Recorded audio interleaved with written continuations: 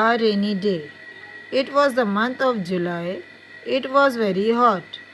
All of a sudden, dark clouds appeared in the sky. Soon it began to rain. It rained for an hour. The streets were full of water. People took shelter in the houses. But children came out. They began to play in the rain. Many persons slipped on the road. When the rain was over, people came out. All were very happy. Everything looked bright, BRIGST, and beautiful. The roads were cleaned, trees and plants looked fresh. There was a beautiful rainbow in the sky.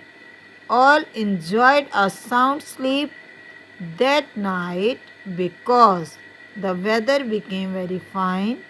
Now it was not so hot.